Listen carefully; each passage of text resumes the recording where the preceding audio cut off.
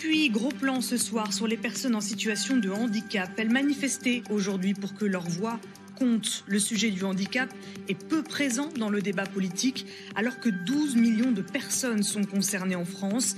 Accessibilité, inclusion, aide, autant de thématiques dont nous parlerons avec notre invitée Sandrine Rénal, directrice de APF France Handicap dans le Puy-de-Dôme. Dans le reste de l'actualité, le ras-le-bol des personnes en situation de handicap. Alors que la campagne pour la présidentielle est en cours, elle souhaite mettre la question du handicap au cœur des débats. Force est de constater que peu de propositions à ce sujet sont abordées par les candidats. Alors pour se faire entendre, un collectif s'est rassemblé devant l'ARS cet après-midi. Et pour aller plus loin, Sandrine Rénal, bonsoir. Bonsoir. Vous êtes présidente d'APF France Handicap dans le Puy-de-Dôme. Alors, parmi les revendications, d'abord, l'accès aux soins. Expliquez-nous. Alors, l'accès aux soins pour l'ensemble de la population, c'est une évidence.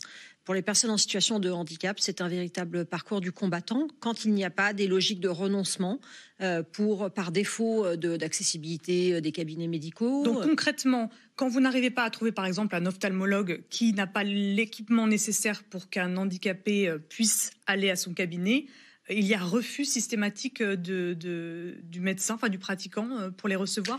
Alors, ce qui se passe, c'est qu'on essaye de trouver au plus près de la personne des cabinets qui vont être en mesure de pouvoir prendre en charge la personne.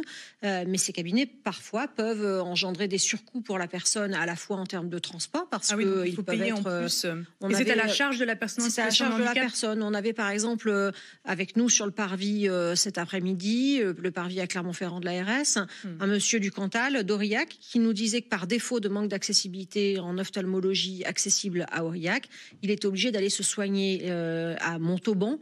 Voilà, à sa charge évidemment pour les surcoûts. Donc plus globalement, c'est un problème d'accessibilité.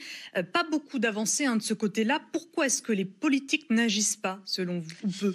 Alors, sur ces questions-là, on sent bien qu'il y a des lobbies extrêmement importants, puisque la problématique de l'accessibilité des cabinets médicaux est celle des ERP en France, pour laquelle il y a une loi depuis 2005. Donc, théoriquement, nous devrions être dans une société qui est 100% accessible. Or, les gouvernements successifs ont mis en place des ADAP, des agendas d'accessibilité programmés, qui donnaient un certain nombre de dérogations et permettaient de reporter d'année en année la mise en accessibilité de la cité. Et 15 ans après, on se retrouve avec une société qui, malheureusement, produit toujours les mêmes effets. Et pourtant, si on regarde les chiffres, donc 12 millions de personnes en situation de handicap, 11 millions d'aidants, donc ces personnes qui aident les personnes en situation de handicap.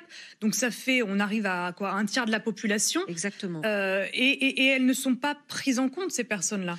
Alors, elles ne sont pas prises en compte. On sait que, par exemple, chez les femmes, les cancers féminins, cancer de l'utérus, cancer du sein sont bien plus importantes parce que ces femmes n'ont pas accès à des gynécologues accessibles. Les problématiques d'ophtalmologie que nous venons d'évoquer, là aussi, sur des pathologies évolutives comme le glaucome, comme la DMLA, qui nécessiteraient une prise en charge précoce et régulière, eh bien, un certain nombre de personnes préfèrent renoncer à avoir un suivi parce qu'elles n'ont ni les moyens de pouvoir parcourir des centaines de kilomètres pour pouvoir trouver un cabinet accessible. Et donc l'urgence, pour résumer, c'est l'accessibilité. Il y avait encore bien d'autres revendications.